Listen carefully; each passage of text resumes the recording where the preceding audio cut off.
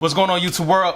I'm gonna talk about something that I saw recently, and I was with my boy and he had his girl with us, and we were just talking, and she said something that was just like totally embarrassing that I felt like I shouldn't have heard. And because I know my boy, that's my homie, I know who he is, and I just know when he's embarrassed, right? And he didn't really want to show it or express it, but after she said what she said, I saw it in his face because I know who he is. And I feel like a lot of women don't understand that there's certain things you shouldn't say around your guy, to your guy. So I feel like this is an important thing to talk about. So that's what I'm gonna talk about today's video.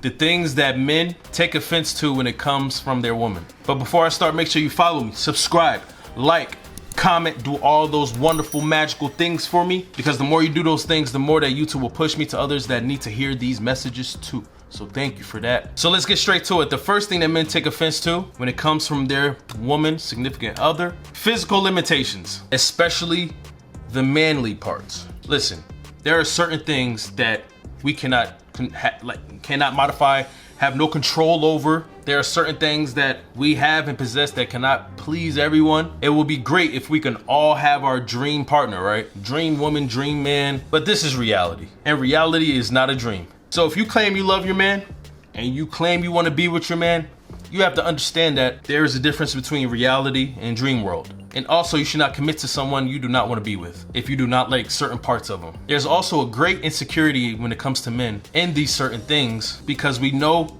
we have no control over these things. So it makes it no better when someone tells us about these things. And it doesn't have to be, anything crazy. It'd be the way we look, the size of our hands. Maybe the man has a defect or something. But it especially does not help when it comes from our woman, the one who matters the most. It can't get no worse than that. And then he starts to question, why are you even with me if this is such a problem, right?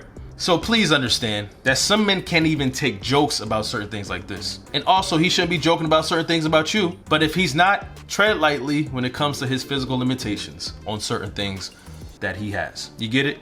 All right, let's talk about the next thing. And that kind of ties into my first point, which is comparing him to your ex. So let's talk about this, right? We're together right now. You're with me and I'm with you right now. You chose to be with me and I chose to be with you right now. Therefore, that means you had to give up something in order to get me. And in this situation, that was your ex. You chose not to be with your ex any longer, right? So now that we got that out the way, do not compare your man to your ex. You are in another chapter in your book. That previous relationship that you had was the previous chapter in your book, when it comes to men at least. Therefore, it does no good to go in that previous chapter and read it all over again. Therefore, it does no good to compare that previous chapter to your current chapter because they are two totally different chapters in this book. Comparison is the thief of joy.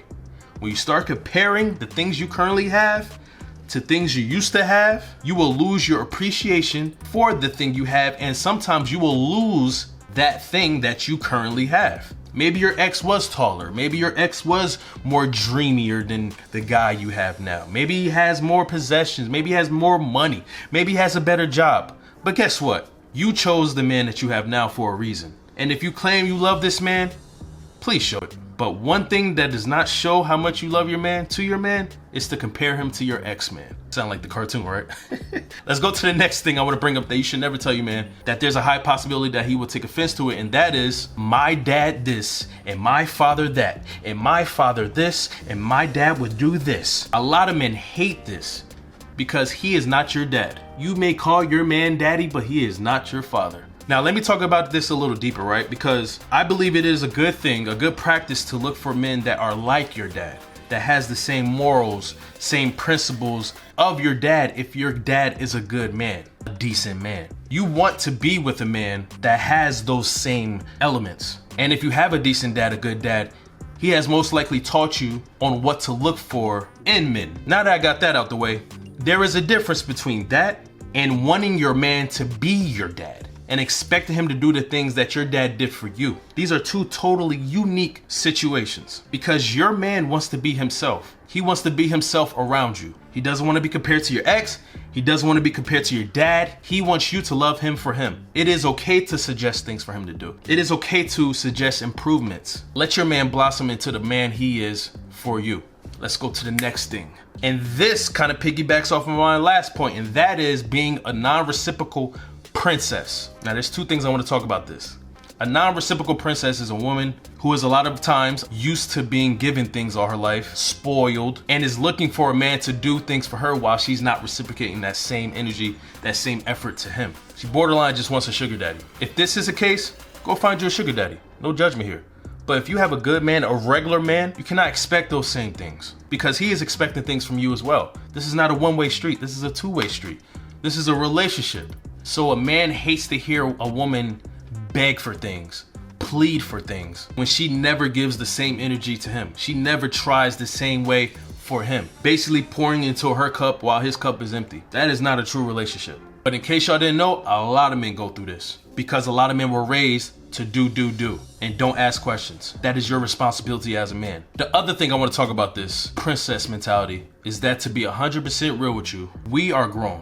I'm a grown man and I look at myself as a king. Therefore, I am not looking for a princess. I am looking for a queen, a grown woman. I do not have time for the princess mentality from a woman. I am looking, wanting, searching, needing a queen with queen mentality. My lady, queen up on me. Show me your queenship. There is a total difference between the queen and the princess, because clearly the princess has some growing up to do. She has not reached the heights of a queen yet. There's a difference. And I've been in this type of relationship and I'm speaking from experience. It did not work out. And the reason why, the biggest reason why, was because she was on princess mentality mode. I couldn't take it.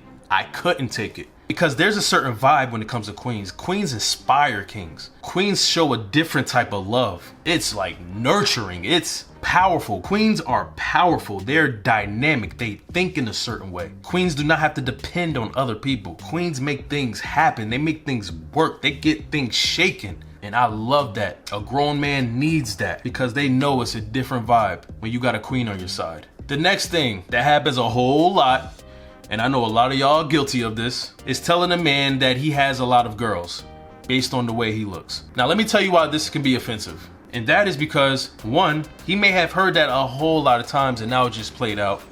Two, a lot of women will base their perspective on that assumption as if it's a real thing. As if he truly does have a lot of girls out here and he's just hoeing based on because he looks good. And that can be annoying because it actually pushes away a lot of women, a lot of potential women for him. I've actually heard women say they didn't approach a man or follow through with a man because of the way he looked, because he looked too good. And they thought that he had girls because he looked too good.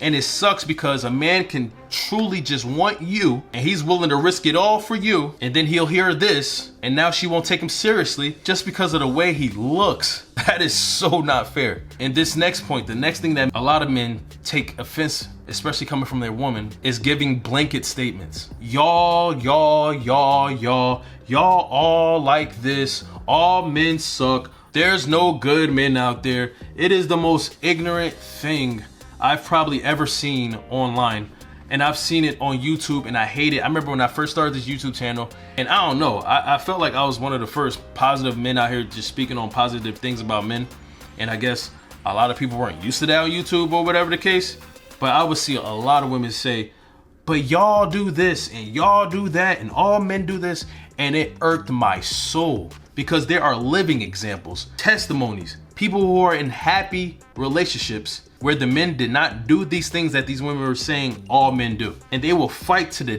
death with this kind of talk. It is straight up ignorant. Because if all men did this, what do you say to the relationships that are happy or are successful? Or to the men who never did the things you say all men do? It is totally offensive because if I was to say all women do this, all women do that, how would you feel? If you know you didn't do the things that I said y'all all do. And the last thing I want to bring up that a lot of men find offensive, especially from their woman, is the woman who brags about being crazy or being a mean girl. You know why?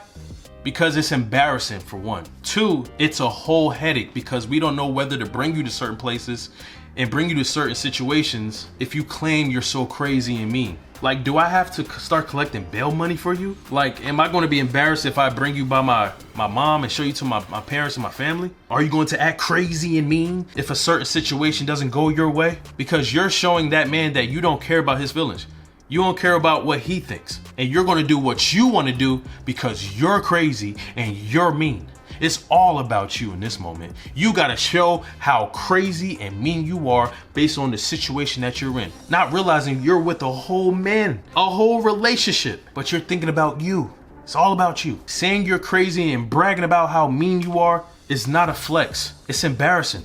It's a sign of immaturity. And it's a sign that you're unnecessary trouble. If that man is trying to build something with you, if that man is trying to build something in his own life, he does not have time to be bailing you out of jail or to pulling you out of fights or protecting people around you or himself because you're so crazy. It's not cute.